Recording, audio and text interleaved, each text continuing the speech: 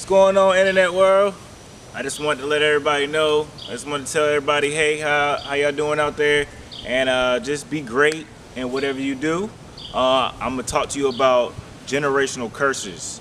Generational curses are really serious because it goes from generation to generation to generation, which means your grandparents, the people, your grandparents before that, great grands, whatever.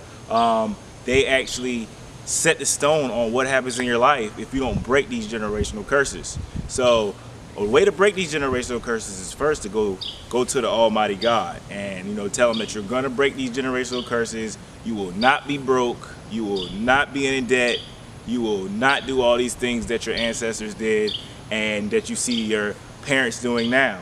A little couple of examples of generational curses. Your mother could have been out there cheating on your father.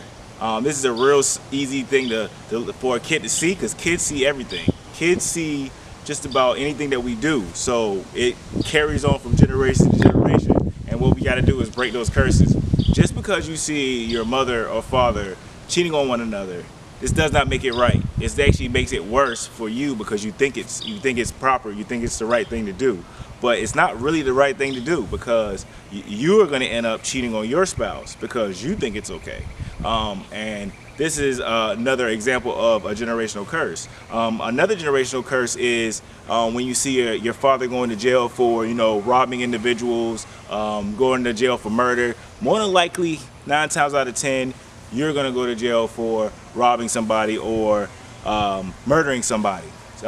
Mad to say, but it's already been a proven factor that is what's happening in our society nowadays. Or the father's not there, so you're blaming your father or your mother that's not there, that this is why this stuff is happening to me, when it's not their fault. It's your fault to dig deep in your mind and just stop all this generational curses. Like, I mean, it's gonna have to stop somewhere, and it needs to stop with your generation, because I'm pretty sure if you're not locked up yet or has been to jail, and I know a lot of us blame everything on our parents. Oh, my father was this, my father was that, my mother was never there for me, my mother never loved me, things like that. You're just gonna have to break that, and then when you start having kids of your own, you treat them like your parents did not treat you.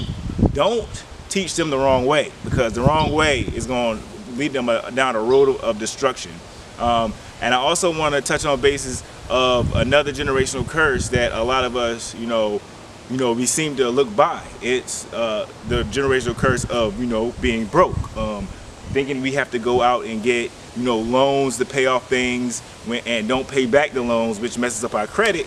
Credit is good and bad. If you have bad credit, you can't get anything that you want. And a lot of our youth are growing up now already with bad credit because of their parents, and because their parents did it to them.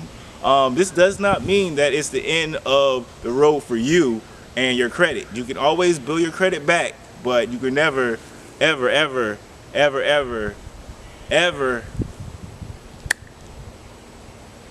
what am I trying to say? You can never ever get that, get back out of jail, I should say, if you do something that you say your parent did or whatever.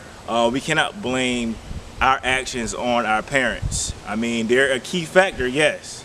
I do not doubt that it's a key factor on why we're growing up like this, on why, and this is everybody, this is all races. It's not just the black, the white, the Asian, it's everybody.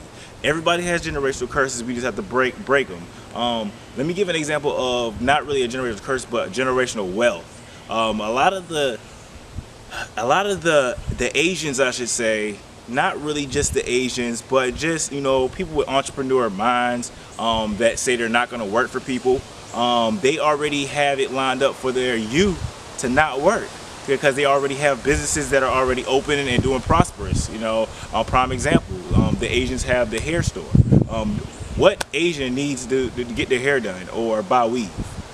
Not much, because those hair stores are set up for us to spend money, for black people to spend money, white people to spend money, whatever. But they're on the better end of the stick because they grew up in that same mind frame that I will be like my parent and my parents, and I will always, own businesses. Whereas we're thinking about, going to school, getting in all this financial debt when it's no guarantee that we're going to get a job when we come out of this thing we call college. I'm not knocking anybody that's going to college or went to college or is in college now, because I went to college, got my education. I'm on the verge of paying off all my debts, because those debts cannot get you, big houses, nice cars. Yeah, people say you don't need credit. I could pay cash for everything, but a little bit down the line, you're going to need some kind of credit. Just to knock on credit a little bit. You can have bad credit is worse than having no credit at all. If you have no credit at all, you just need co-signers, things like that. This is stuff that not a lot of our parents teach us. My parents taught me early to keep good credit, and at the same time, hey, look where I'm at now, man. I'm living life, getting cars, getting houses, things like that, and I want everybody else to be the same way. And stop blaming your parent for the situation that you're in. Your parent did not get you in that jail cell. Your parent did not say, oh, go rob that person, or oh, go kill that person. You seen them, you seen other people do it, and you think it's okay when it's not okay. It's not okay to take somebody else's life, but at the same time, if you are going down that path, you need to switch it up a little bit and think about more positive things to get your mind off things like that, because there are ways out there to get money without robbing somebody. You can start a business from the ground up.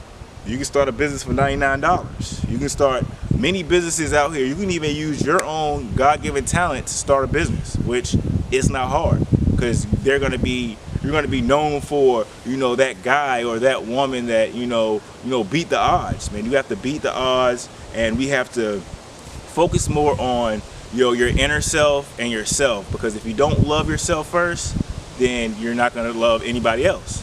So and all these people out here saying that you're never going to get married, you're never going to find somebody that's worthwhile marrying, is because you are the company that you keep. If you get a bum dude or a bum woman, 9 times out of 10, that's just the type of people that you attract. And you need to be attracting positive-minded people. You need to surround yourself with positive-minded people, so you won't go down that boat and say, oh, well, so-and-so did me wrong. Well, the reason he or she did you wrong is because you went down and lowered your standards. Basically, you don't lower your standards. Know your worth. Know how much you're worth. Know how much you're worth. Meaning, a lot of people are out here, working for $9, $10 here. Which, if you're only worth $10 and $9 an hour, well, I feel sorry for you, man. I mean, because you need to be worth $1,000, $100,000 a month, or $50,000 a month. We need to, you need to set your bar high. And if you don't meet those goals, don't get discouraged, because those goals are there just for a time frame. But just because you conquer the goal or achieve the goal does not mean to stop going, stop grinding, because there's more stuff out there to do. There's going to be a seminar I'm going to have, a financial seminar coming real soon.